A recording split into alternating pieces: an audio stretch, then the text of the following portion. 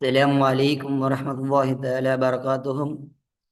مختصر القدور في الفقه الحنفي பாடம் 16 பாபுல் ஹைல். அல்ஹம்துலில்லாஹ் 15 பாடங்கள் முடித்து இன்று நாம் இந்த கிதாபினுடைய 16ஆம் நாள் பாடமான பாபுல் ஹைலினுடைய பாடத்தில் வீற்றிருக்கின்றோம். இந்த சேவைகள் எவ்வித தொய்வின்றி தொடர்ந்து நடைபெறுவதற்காக துஆ செய்யுங்கள். இன்னும் ஆதரவு தாருங்கள். நன்மையில் ஒன்று சேர்வோம், முந்திக் கொள்வோம். இந்த சேவைகள் இந்த சேவைகளை தொடர்ந்து நடத்தி கொண்டு வரும் ரகீப் எஜுகேஷன் ட்ரஸ்டிற்காக வேண்டி நன்கொடை தர விரும்பினால் இங்கு அக்கௌண்ட் டீட்டெயில்ஸ் கொடுக்கப்பட்டுள்ளது. அதே போன்று கியூஆர் ஸ்கேனும் கொடுக்கப்பட்டுள்ளது. தாராளமாக தங்கள் நன்கொடைகளை வழங்கி இந்த தீன் சேவையில் உங்களை இணைத்து கொண்டு ஈருலக வெற்றி பெறுமாறு கேட்டுக்கொள்ளப்படுகிறீர்கள். இப்பொழுது வாருங்கள், நாம் பாடத்திற்குள் செல்வோம். அல்ஹம்துலில்லாஹ், இன்றைய 16ஆம் நாள் பாடமான இந்த முக்தசருல் குதூரினுடைய 16ஆம் நாள் பாடத்திலே நாம் இன்று வீற்றிருக்கின்றோம். அதாவது இன்றைய 16ஆம் நாள் பாடத்தினுடைய பாடச் சுருக்கம் என்னவென்று சொன்னால், மாதவிடாய் பெண்ணின் சுத்தம் ஒன்றெனது. மாதவிடாய் பெண்ணுடைய சுத்தம் எப்பேற்பட்ட சுத்தம், அவள் எத்தனை நாள் சுத்தம் என்பதை பற்றி முதலாவதாக நாம் பார்க்க போகிறோம். அடுத்து இஸ்திஹாராவினுடைய சட்டம். இதில் கொஞ்சம் சில விஷயங்களை நாம் பார்ப்போம். அவள் என்னென்ன செய்ய வேண்டிய காரியங்கள், அவள் எது செய்யக்கூடாத காரியங்கள் எல்லாம் இங்கே பார்ப்போம். இன்னும் அடுத்து இஸ்திஹாலாவினுடைய சட்டம். இஸ்திஹாலா என்பது ஒரு நிரந்தர இரத்தப்போக்கு, அதாவது நோயினால் ஏற்படக்கூடிய ஒரு இரத்தம். அவைகளை பற்றி நாம் அடுத்ததாக பார்க்க உள்ளோம். இப்பொழுது பாருங்கள், நாம் பாடத்தை வாசித்து அர்த்தமைப்போம். முதலாவதாக பாருங்கள், மஸ்ஸுல் முஸ்ஹஃபி.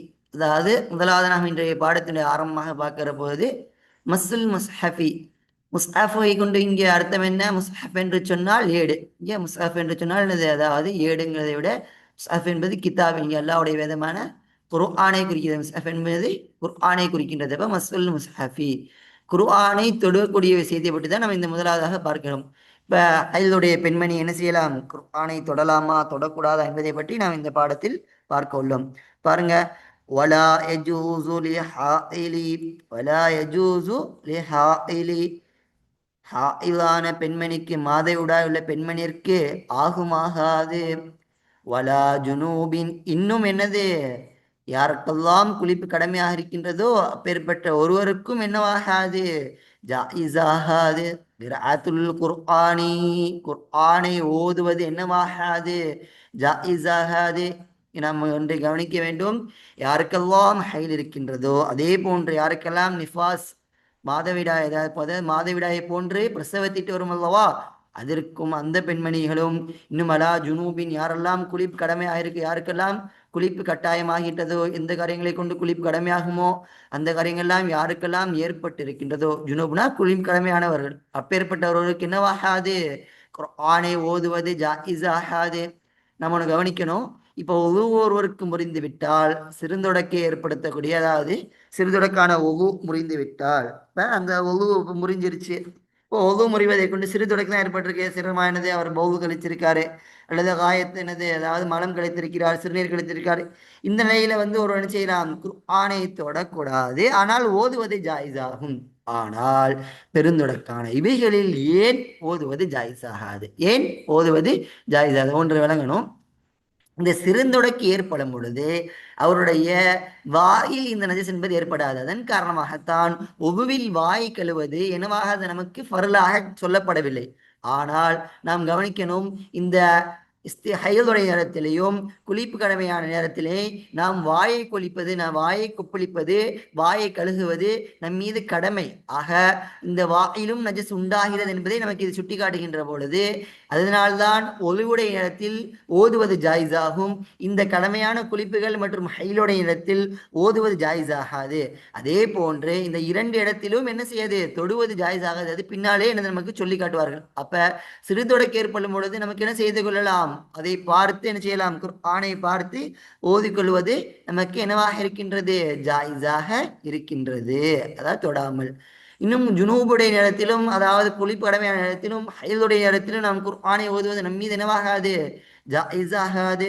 அடுத்து பாருங்க, வலா யஜூசு, இன்னும் ஜாயிஸாகாது. வலா யஜூசு ஜாயிஸாகாது லி முஹ்திஸின், அதாவது முஹ்திஸ்னா என்னது, தொடக்கூடியவர். இங்கே முஹ்திஸை கொண்டு நோக்கம் என்னது, சிறு தொடக்கூடியவர். மஸ்ஸுல் முசாஃபி அப்படி இல்லை. இங்கனது முஹதிஸ் என்பதை கொண்டு சிறுதொடக்கல்ல, இங்கே இருந்தொடக்கையும் எடுத்துக்கொள்ளும், சிறுதொடக்கையும் எடுத்துக்கொள்ளும், பெருதொடக்கையும் எடுத்துக்கொள்ளும். அப்ப லில் முஹதிஸின் தொடக்கூடிய மஸ்ஸுல் முஸ்ஹஃபி, முஸ்ஹஃபை தொடுவது, முஸ்ஹஃப் என்னது குர்ஆனை தொடுவது சிறு தொடக்கூடியவருக்கு என்னவாகாது, ஜாயிஸாகாது. இல்லா என்றாலும் ஐயஹுதஹு அவர் அதை எடுப்பார், பிஹிலாஃபிஹி அதனுடைய அகிலாஃபிஹி அதனுடைய உரையை கொண்டு என்ன செய்வார், அவர் எடுப்பார். அவர் என்ன உரையை கொண்டு எடுப்பது ஜாயிஸாகும். அப்போ ஒன்று என்ன செய்யணும், இங்க ஒன்று கவனிக்கணும். நம்ம என்ன செய்யணும், அதாவது இப்ப முஹ்திஸ் உடையவருக்கு என்ன செய்யாது, யாருக்கெல்லாம் சிறுதொடக்கு இருக்குமோ, அதாவது யாருக்கெல்லாம் சிறுதொடக்கு பெருதொடக்கு இருக்குமோ, இந்த இரு நபர்களும் தொடக்கூடிய இரு நபர்களும் என்ன செய்யக்கூடாது, குர்ஆனை தொடக்கூடாது. நம்ம முன்னாலே பார்த்தோம். ஏன் இப்ப இந்த தொடக்கு எழுவது மூலமாக சிறுதொடக்கு ஏற்படும் நேரத்திலும் பெருதொடக்கு ஏற்படக்கூடிய நேரத்தில் இரண்டு நேரத்திலும் கைகளில் எதுவாக இருக்கும், நஜஸ் ஊடுருவி இருக்கும். அதன் காரணமாகத்தான் அங்கு என்னது மஸ்ஹஃபை தொடுவது ஜாயிஸ் ஆகாது. அப்ப சிறுதொடக்காக இருந்தாலும் பெருதொடக்காக இருந்தாலும் என்ன செய்வது, குர்ஆனை தொடுவது இரு சாரார்களுக்கும் என்ன செய்யாது, ஜாயிஸ் ஆகாது. ஆனால் இல்லஹு பிஹிலாஃபி என்னது அதனுடைய உரையை கொண்டு அவர் எடுப்பது ஜாயிஸ் ஆகும். உதாரணமா பாருங்க, இப்போ ஒரு முஹ்திஸா இருக்காரு, என்ன செய்யறாரு, தொடக்கூடியவா இருக்கிறாரு. இப்போ என்ன செய்யார், குர்ஆனை ஒரு இடத்துல எடுத்து அப்ரூவ் படுத்தணும், ஒரு இடத்துக்கு இன்னொரு இடத்துக்கு தள்ளி வைக்கணும் என்பது சமயத்துல அவர் ஒரு துண்டு என்னது துண்டை பிஹிலாஃபினா இங்க ஒரு பிஹிலாஃபை கொண்டு பிஹ்லாபிஹினா உரை. இங்கே ஒரு சில ஃபுகாக்கள் நினைச்சுவாருன்னா ஜௌஹரத் நீரான் போன்ற கிதாபிலே பிஹ்லாஃபியை கொண்டு நோக்கம் என்பது என்னவென்றால் குர்ஆன் அல்லாதது, என்னது குர்ஆன் அல்லாத உரைகளை கொண்டு என்பதாக சொல்வார்கள். இன்னும் சில ஃபுகாக்கள் சொல்லித்தராங்கன்னா பிஹ்லாஃபியை கொண்டு அந்த குர்ஆனுடைய சம்பந்தப்பட்ட அந்த அட்டை, அப்போ குர்ஆனுக்குன்னு ஒரு அட்டை இருக்கும்ல, அது போக எக்ஸ்ட்ரா ஒரு அட்டை போட்டிருக்காங்க, அந்த மாதிரி அட்டையெல்லாம் ஹிலாஃபை குறிக்கும் என்பதாக சொல்வார்கள். ஆனால் அவுலா என்னன்னா குர்ஆனுடன் சம்பந்தப்படாத ஒன்று, என்னது குர்ஆனுடன் சம்பந்தப்படாத ஒன்று. உதாரணமாக குர்ஆனுக்கு ஒரு இரு அட்டைகள் இருக்கும் அல்லவா, முன்னும் பின்னும், அதற்கு நாம் என்ன செய்ய பாதுகாப்பதற்காக வேண்டி ஒரு உரை அணுகிறோம், என்னது அந்த உரையும் எதிலே வந்துவிடும், குர்ஆனுடைய சட்டத்திலே வந்துவிடும், அதையும் தொடக்கூடாது. அப்ப நம்ம என்ன செய்யணும், இந்த குர்ஆன் அல்லாத குர்ஆனுடன் சேர்ந்து அல்லாத மற்றொரு பொருள், இப்ப துண்டு இருக்கு, துண்டை வைத்து எனது குர்ஆனை நாம் பிடித்து இன்னொரு இடத்திற்கு மாற்றிக்கொள்ளலாம். அப்பதான் பிஹிலாஃபினா எனது உரை, அதாவது குர்ஆன் அல்லாத மற்றொரு உரையை கொண்டு பொருளை கொண்டு நாம் என்ன செய்யலாம், அந்த குர்ஆனை தொடுவது நமக்கு என்னவாகும், ஜாயிஸ் ஆகும். அப்ப வெறுமனே குர்ஆனையோ குர்ஆனுடன் சம்பந்தப்பட்ட ஒன்றை எனது ஒழு இல்லாமல் குளிப்பு இல்லாமல் எனது ஏதாவது ஒழு சிறுதொடக்கும் பெருதொடக்க இருக்கக்கூடிய சமயத்தில் எனது இவர்களையும் தொடுவது என்னவாக இருக்குது, நமக்கு ஜாயிஸாக இருக்காது, எனது நமக்கு ஜாயிஸ் ஆகாது. இப்ப நமக்கு சொல்லி தருவாங்க இங்க பல மசாலாக்கள் என்னவாகும், நமக்கு ஃபர்ஆன மசாலாக்கள் வரும். இப்போ என்ன சொல்லுவாங்க, இப்போ குர்ஆனை ஒருத்தர் எழுதலாமா, என்னது குர்ஆனை ஒளி இல்லாமல் எழுதலாமான்னு கேட்டால் நினைச்சக்கூடாது, அவரும் எழுதக்கூடாது. இப்போ அதே போன்றது, இப்போ குர்ஆனுடைய ஒருத்தர் எழுத நேரத்தில் இப்போ எந்த கிதாபில் எழுதுறாரு, ஒரு நோட்டில் எழுதுகிறார், குர்ஆன் எழுதுகிறாருன்னு சொன்னால் அந்த நோட்டிலே இவருடைய கைகள் படாமல் சமயம் படாத வண்ணம், அவருடைய கைகள் படாத வண்ணம் எனது பேனாவை மட்டும் பிடித்து அந்த நோட்டை எழுதக்கூடிய நோட்டிலும் எழுத்துக்களிலும் அவர்கள் கை படாத வண்ணம் எழுதினால் கூடும். அதே எனது கைகள் படுகின்றது என்று சொன்னால் அதில் என்ன செய்வது, நமக்கு படுவது ஜாயிஸ் ஆகாது. அதே போன்று ஒரு திருகம் இருக்கின்றது, அந்த ஒரு காயின் இருக்கிறது, அந்த காயின் ஃபுல்லா ஒரு ஆயத்து இருக்கின்றது, அந்த ஆயத்தை ஒளியிலாமல் தொடலாமா கேட்டால் தொடக்கூடாது. இந்த ரெண்டு முதைசாருக்கு தொடக்கூடியவர் அந்த ஆயினையும் தொடுவது கூடாது. அதே போன்று ஒரு தாள் இருக்கு, வெறும் தாள், குர்ஆனுடைய வசனம் ஒரு வசனம் இருக்கின்றது, அதை தொடலாமான்னு கேட்டால் தொடக்கூடாது. அப்ப குர்ஆனுடைய வசனங்கள் எதெல்லாம் இருக்கின்றதோ அவைகளை தொடுவது என்னவாகாது, அது பாகாக இருக்கட்டும் குல்லாக இருக்கட்டும், என்னது அதை தொடுவது நமக்கு என்னவாகாது, ஜாயிஸாக இருக்காது. இங்க இன்னொன்று சொல்லி தருவாங்க, முன்னாடி ஓத சமயத்துல பார்த்தோம்ல, இப்ப அதை ஓதக்கூடிய நேரத்துல ஒரு பெண் என்னவா இருக்கிறார், முஅல்லிமாக இருக்கின்றார். ஹைலுடைய நேரத்துல பெண் என்னவா இருக்கிறார், முஅல்லிமாக இருக்கின்றார். ஹைலுடைய பெண் ஒரு முஅல்லிமத்தா, அதாவது குர்ஆனை கற்றுக் கொடுக்கக்கூடிய ஒரு ஆசிரியராக இருக்கின்றார், வேற ஆளுகள் இல்லை. அந்த சமயத்தில் என்ன சொல்வார் என்றால் அந்த பெண்மணிக்கு குர்ஆனை ஓதுவது ஜாயிஸ் ஆகும். ஆனால் ஒரு ஷர்த்தை வருகிறது, கதான் அதாவது துண்டித்த நிலையில் ஒவ்வொரு ஆயத்துக்களையும் முழுமையாக ஓதாமல், இப்போ உதாரணம் அல்ஹம்துலில்லாஹி ரப்பில் ஆலமீனை இந்த ஆயத்து முழுவதுமாக ஓதாமல் அல்ஹம்து லில்லாஹி ரப்பில் ஆலமீன் என்பதாக ஒவ்வொரு ஆயத்துக்கு மத்தியிலும் ஒரு இடைவெளி விட்டு ஓதுவது என்னவாகும், ஜாயிஸாகும் நமக்கு சொல்லித்தருவேன். அங்கு லரூரத் அவளுக்கு, அதன் காரணமா அங்க கூடும் என்பதாக நமக்கு சொல்லித் தருவார்கள். அப்ப ஒரு ஆயத்து முழுவதுமாக ஓதக்கூடாது. இதே போன்ற கிதாபுகள் எழுதக்கூடிய விஷயத்தை நம்ம பார்த்தோம். அப்ப படாமல் இருக்க சமயத்தில் அதே போல் காயின் பேப்பர்களுக்கும் இதே தான். இப்ப இந்த ஓதக்கூடிய பெண்மணி என்ன செய்கிறாள், ஹைலுடைய பெண்கள் ஜுனுப்புடைய பெண்கள் குர்ஆன் என்ற ரீதியில் ஓதாமல் துவா என்ற ரீதியில் அல்லது திக்ர் என்ற ரீதியில் உதாரணமா எனது ஓதுவது ஜாயிஸ் ஆகும். உதாரணமா சாப்பிட போற நேரத்துல பிஸ்மில்லா சொல்லி சாப்பிடுகிறோம். பிஸ்மில்லா எனது குர்ஆனுடைய பாகு ஆயத்தினுடைய சில பகுதிகள், அப்ப அதை ஒளி இல்லாம சொல்லாம கேட்டா முதிசா இருக்கிற நேரத்துல கூட ஓதலாம்னா ஓதலாம். ஏன் குர்ஆன் என்ற அடிப்படையில் ஓதவில்லை, அங்கு சுன்னத் என்னது அது துவா என்ற அடிப்படையில் ஓதும்பொழுது அது ஜாயிஸ் ஆகும் என்பதாக நமக்கு ஃபுக்ஹாக்கள் சொல்லித் தருவார்கள். அடுத்து பாருங்க, நம்ம பார்ப்போம் வாங்க. அடுத்து அடுத்து பாருங்க, அடுத்து என்ன பார்க்க, இதா இன்கத தம்முல் ஹைலி எனது தத்துஹருல் ஹாயில் எனது தத்துஹருல் ஹாயில். ஹாயில்னா எனது ஹைலுடைய பெண்ணுடைய சுத்தம், அவருடைய சுத்தத்தை பற்றி அவருடைய சுத்தம் எப்படிப்பட்டது என்பதை பற்றி தான் நாம் இந்த பாடத்திலே அடுத்த பாடத்திலே நாம் பார்க்க உள்ளோம். பாருங்க, ஒய்தா இன்கத தம்முல் ஹைலி, ஹைலுடைய ரத்தம் துண்டித்தால், இதன் கத்த தம்முல் ஹைல், ஹைலுடைய ரத்தம் துண்டித்தால், அக்கல் மின் அஷரத்தி ஐயாமின் 10 நாட்களிலிருந்தும் குறைவான நாட்களை கொண்டு, அக்கல்லி மின் அஷரத்தி ஐயாமின் 10 நாட்களை விட குறைவான நாட்களில் எனது இந்த ஹைலுடைய ரத்தம் துண்டிக்கப்பட்டால், மாதனுடைய ரத்தம் எனது துண்டித்தால், அதாவது வராமல் நீங்கிவிட்டால், லம் யஜுஸ் ஜாயிஸாகாது அவளை என்ன செய்வது, உடல் உறவு கொள்வது, அவளுடன் வீடு கூடுவது என்னவாகாது, ஜாயிஸாகாது. ஹத்தா தசில, ஹத்தா அந்த தசில அண்ணருக்கு தகுதியா இருக்கும். ஹத்தா அந்த தசில, அவள் குளித்து சுத்தமாகும் வரை எனது அவளை வத்தகை செய்வது ஜாயிஸாகாது. என்ன சொல்லுவாங்க, அப்போ ஒருத்தருக்கு எனது 10 நாட்களை விட, உதாரணமா ஹைல் 10 நாட்கள் எடுத்துக்கொள்ளுங்களேன். இப்போ 10 நாட்களுக்கு முன்பதாக அவளுக்கு என்ன ஆகிவிட்டது, ஹைல் நின்று விட்டது. ஹைல் ஹைல் என்னவாகிவிட்டது, 10 நாட்கள் முன்பதாக ஹைல் ஒருவளுக்கு நின்று விட்டது என்று சொன்னால், அவள் கடனவனுடன் உடல் உறவு கொள்ள வேண்டும் என்று சொன்னால் முதலாவதாக அவள் குளிக்க வேண்டும். எனது முதலாவதாக குளிக்க வேண்டும். அல்லது பாருங்க, ஒண்ணு குளிக்கணும். அவு எம்லிய அலைஹா வக்து ஸலாத்தின் காமிலுன், அல்லது அல்லது எமில கடப்பது அலைஹா அவள் மீது வக்து ஸலாத்தின் காமிலுன், அதாவது வக்துன் காமிலுன், அதாவது பரிபூர்ணமான நேரம். சொலாத்தின தொழுகையினுடைய பரிபூர்ணமான ஒரு வக்து என்னவாகுவது, அவள் மீது கடப்பது. உதாரணமாக 9ஆம் நாளுடைய லுஹரிலே அவளுக்கு சுத்தம் உண்டாகிறது என்று சொன்னால், அடுத்த அசர் வரைக்கும் எனது அந்த சுத்தம் அவளிடத்திலே உண்டாகி இருந்தால், அடுத்த அசருக்கு பின்னதாக என்ன செய்து கொள்ளலாம், மற்ற செய்வது அவளுக்கு ஜாயிஸ் ஆகும். அப்ப என்னது, ஒன்றே அவள் நின்றதற்கு பின்னால் குளித்திருக்க வேண்டும், அல்லது அவள் மீது ஒரு வக்து முழுமையாக கடந்திருந்தால் அவள் எனது குளிக்காமலே தன்னுடைய கணவனுடன் உடல் உறவு கொள்வது ஜாயிஸாகும். அதே பாருங்க, துண்டித்தால் தமுஹா, அவளுடைய ரத்தம் அந்த தமுஹானா இந்த ஹைலுடைய ரத்தம், ஹைலுடைய ரத்தம் என்னவாகிவிட்டால் துண்டித்தால், அஷரத்தி ஐயாமின் எனது 10வது நாட்கள் எனது 10 நாட்கள் பரிபூர்ணமாகி அஷரத்தை, ஏன்னா 10 நாட்கள் பரிபூர்ணமாகியதற்கு பின்பானது, இப்ப 10 நாட்கள் பரிபூர்ணம் அடைந்ததற்கு பின்பாக அவருடைய ரத்தம் துண்டிக்கப்படுது, அந்த ஹைலுடைய ரத்தம் துண்டிக்கப்படுது என்று சொன்னால் ஜாசபத்த உஹா, அவளை வத்தக செய்வது ஜாயிஸாகும்.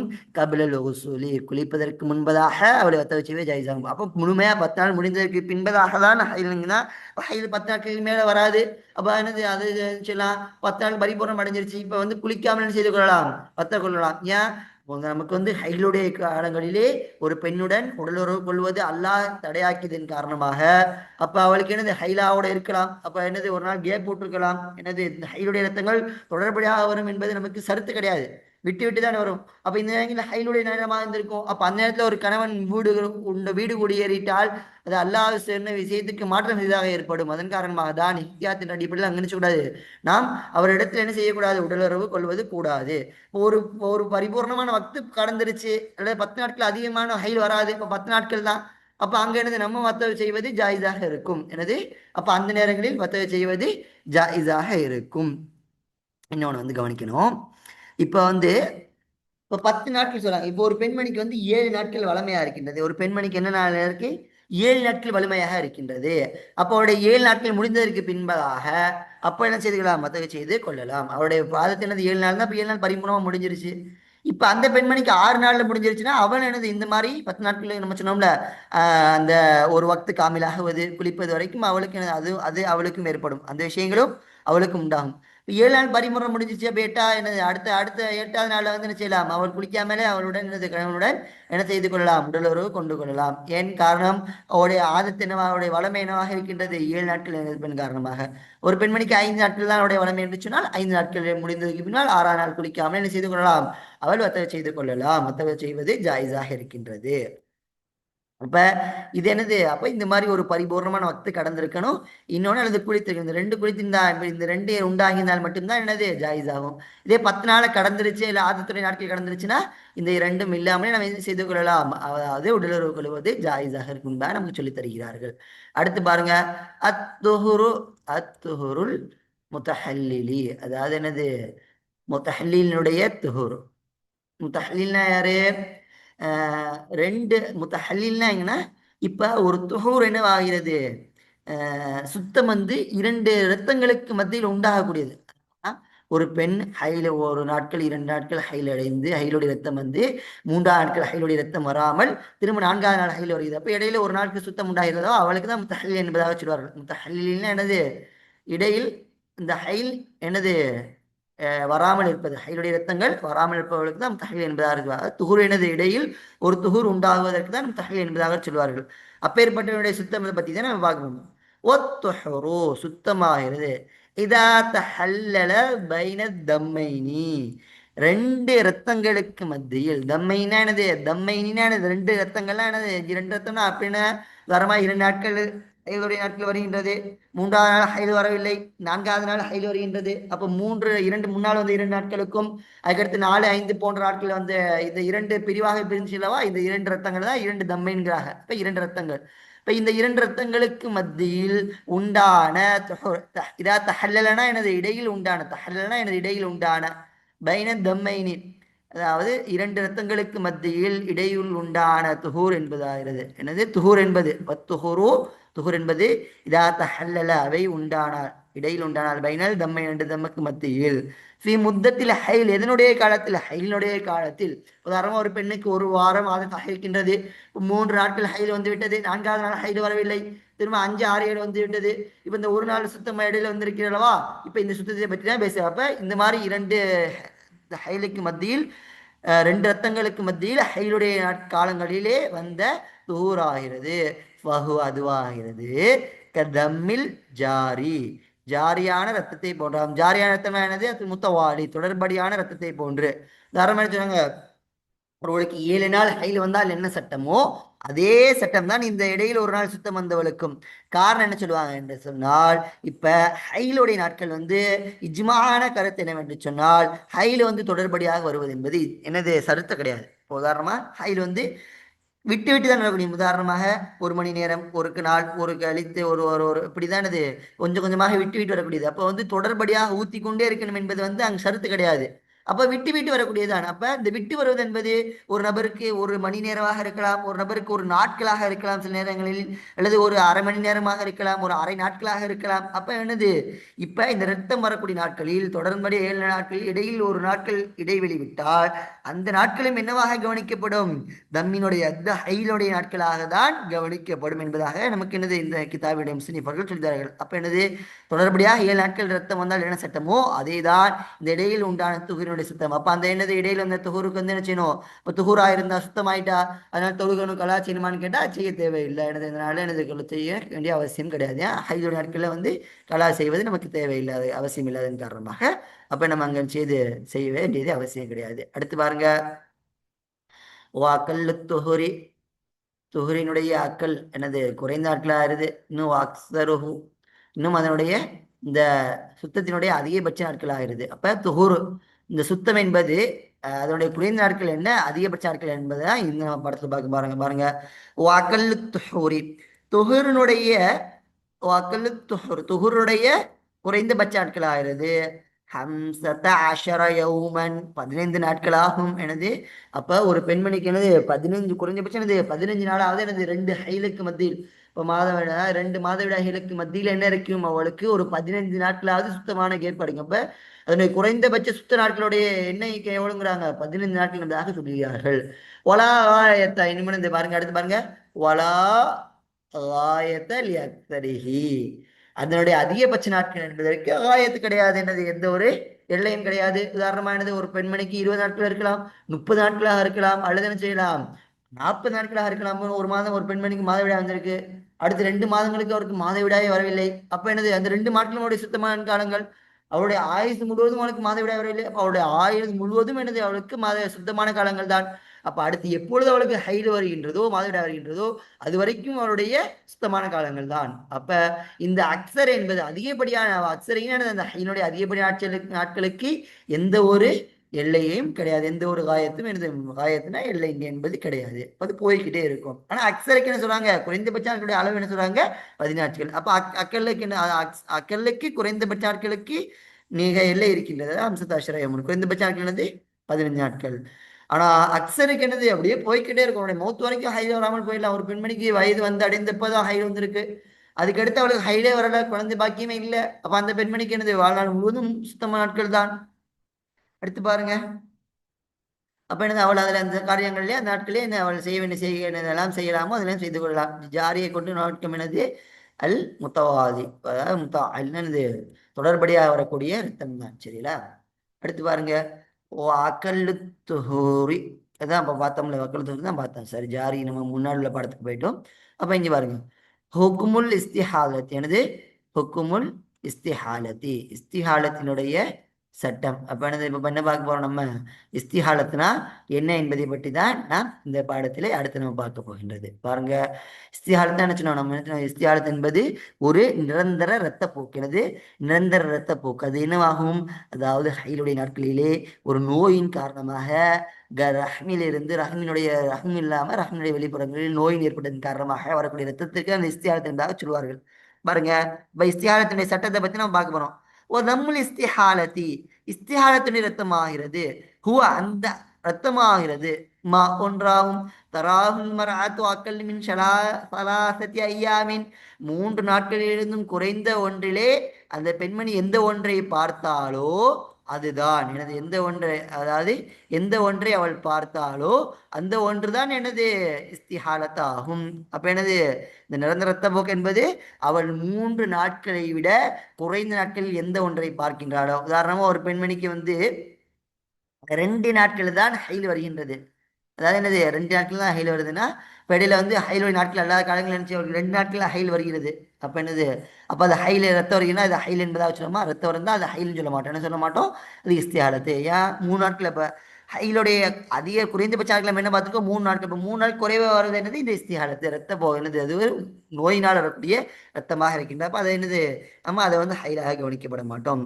அவ் அல்லது அக்ஸர மின் அசரதி ஐயா அஷரதி ஐயாமின், என்னது என்னது மின் அசரத்தை ஐயாமின், 10 நாட்களை விடும் அதிகமான ஒன்று, என்னது அந்த பெண்மணி 10 நாட்களை விட அதிகமான ஒன்றை எந்த ஒன்றை பார்க்கிறாளோ அந்த ஒன்றாக இருக்கும். ஒன்று 3 நாட்களை விட குறைவாக பார்த்த ஒன்று தான் இஸ்திஹாலத், அல்லது என்னது 10 நாட்களுக்கு விட அதிகமான பார்க்கக்கூடிய ஒன்று என்னது இஸ்திஹாலத் என்பதாக நமக்கு சொல்லித் தருகிறார்கள்.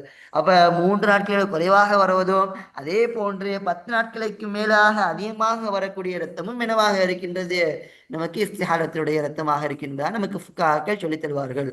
அடுத்து பாருங்க, ஓ ஹுக்முஹு, இந்த இஸ்திஹாலத்தினுடைய ஹுக்முஹுங்கிறது பார்த்து, இந்த இஸ்திஹாலத்தை பார்த்து, இப்ப இஸ்திஹாலத்தினுடைய ஹுக்குமாகிறது ஹுக்மு ருஆஃபித் தாயிமி, தொடர்படியாக ரத்தம் ஓடக்கூடியதுடைய சட்டமாகும். ரொஆஃபினா என்னது, ரொஆஃபித் தாயிம்னா இந்த சில்லி மூக்கு உடஞ்சி தொடர்படியாக ரத்தம் சில பேருக்கு வரும், அதுக்கு தான் ரொஆஃபித் தாயிம் என்பதாக சொல்வார்கள். என்னது முடிஞ்சு மூக்கு உடஞ்சி ரத்தம் வந்துக்கிட்டே இருக்கும், இப்போ அவங்களுக்கு தான் ரொஆஃபித் தாயிம் என்று சொல்வார்கள். அப்ப அவர்களுக்கு என்ன சட்டமோ, அப்போ அவங்களுக்கு என்ன சட்டம், ஒழு செய்து கொண்டு தொழுது கொள்ளலாம். ஒரு வக்து முழுவதுமாக அவர்களுக்கு ஒழு நீடித்து கொண்டு இருக்கும். அப்ப அந்த வக்தில் அவர்கள் என்ன வேணாம் தொழுது கொள்ளலாம், அந்த இரத்த மருவின் காரணமாக அவருடைய ஒழு முடியாது. அதே போல்தான் இஸ்திஹாலத்துடைய பெண்மணிக்கும் அவர்களுக்கு என்ன செய்யாது, சொலாத்து சௌமு இவைகள் எல்லாம் எனது ஆகும் ஆகும் அவர்கள் செய்து கொள்ளலாம் என்றால் சொல்வார்கள். பாருங்க, அது பின்னாடி வரும் பாருங்க, லா எம்னா ஓ தடுக்காது, என்னது லா எம்னா ஓ, இந்த இஸ்திஹாலத் என்பது தடுக்காது, அஸ்ஸௌம, அஸ்ஸௌம என்னது நோன்பை தடுக்காது, வலா சொலாத் என்னும் தொழுகையை தடுக்காது, வலா ஒத என்னும் வலல், என்னது வலா சலாத்த, இன்னும் என்ன வலா, என்னது வலா வலல் வத்த, என்னது வலல் வத்த, இன்னும் என்னது வத்தஐ என்னது வத்தஐ என்ன செய்யாது, அவை தடுக்காது. அப்ப ஒரு இஸ்திஹாலத்தை வந்து பெண்மணிக்கு வந்து என்ன செய்யலாம், சௌம் வைத்துக் கொள்ளலாம். நோன்பு என்னது, நோன்பு வந்து நமக்கு ஜாயிஸ் ஆகிரும். சௌம் என்னது, நோன்பு தடுக்காது. இந்த இஸ்திஹாலத் என்பது இந்த நோன்பை வந்து ஆகுமாக்கும். நோன்பு என்னது, நோன்பை வந்து ஆகுமாக்கும். அந்த காலங்களில் நோன்பு வைத்துக் கொள்ளலாம். நோன்பு வைக்கக்கூடாதுங்கிறது கிடையாது. சொலாத் தொழுது கொள்ளலாம், ஒரு செய்து கொள்ளலாம், சொல்து கொள்ளலாம். ஏன், எப்படி இந்த ரவாஃப் ரத்தம் வருவதற்கு எப்படி தொழுது கொள்ளலாமோ அதே போல என்ன செய்யலாம், இவர்களும் தொழுது கொள்ளலாம். அதே போன்று அந்த அவருடைய அவள் என்னது, அவருடைய கணவன் அவர் மீது அவளுடன் வீடு கொள்ளலாமே என்றால் தானம் கொள்ளலாம். ஏன், இஸ்தியாலத்தில் ரத்த போக்கு என்பது ஹைரோனி நாட்கள் இல்லை. நமக்கு தடை என்பது ஹைரோனி நாட்கள் தான். நோன்பு சொலாத்து என்பெல்லாம் தடையாகுவதெல்லாம் எந்த காலத்திலே, இந்த மாதவிடாயினுடைய காலத்தில் தான். அந்த மாதவிடாய் அல்லாத இந்த நோயினால் இரத்தப்போக்கினுடைய காலத்திலே இவைகள் எதுவுமே என்னது தடையாகாது. அப்ப தாராளமாக இந்த காரியங்களை நாம் என்னது, அதாவது இந்த காரியங்கள் செய்வது ஜாயிஸாக இருக்கின்றது. அதே ஹையுடைய காரியங்களிலே இதெல்லாம் என்னவாகாது, நமக்கு செய்வது ஜாயிஸ் ஆகாது. ஏன், இந்த தடைகள் இருப்பதன் காரணமாக. ஆனால் இஸ்திஹாரத்தில் என்னது, அது லரூரத் நோயின் காரணமாக இருக்கக்கூடியது, அதை ஒன்றும் செய்ய முடியாது. அப்ப என்ன செய்து கொள்ளலாம், அங்கு வந்து நமக்கு என்ன செய்து கொள்ளலாம், இந்த விஷயங்கள் செய்வது நமக்கு கூடுமாக இருக்கின்றது. அதே போன்று ஒரு பெண்மணிக்கு பின்னால் சொல்லி தருவது, ஒரு பெண்மணிக்கு 10 நாட்கள்ல இருக்கு. அதாவது பின்னாடி நம்ம மறுபடியும் பாடங்கள்ல சொல்லுவாங்க. இப்போ ஒரு பெண்ணுடைய ஹைல வந்து என்னவா இருக்குது, 10 நாட்களோட அதிகமா இருக்கு, 11 நாள் இருக்கு, அப்போ அவளுக்கு என்ன சட்டம் என்பதெல்லாம் நாம் பின்னால் வரக்கூடிய பாடத்திலே பார்ப்போம் இன்ஷா அல்லாஹ். நாம் இன்று எதை படித்தோமோ, எதை நாம் படித்தோமோ அதன் பிரகாரம் அமல் செய்து அதை பெஸ்ட் புரிந்து அதன் பிரகாரம் அமல் செய்யக்கூடிய பாக்கியத்தை அல்லாஹ் உங்களுக்கும் எனக்கும் இந்த புரிவானாக. வாஹித் அல்ஹம்துலில்லாஹி ரப்பில் ஆலமீன். அஸ்ஸலாமு அலைக்கும் வரஹ்மத்துல்லாஹி தஆலா பரகாத்துஹு.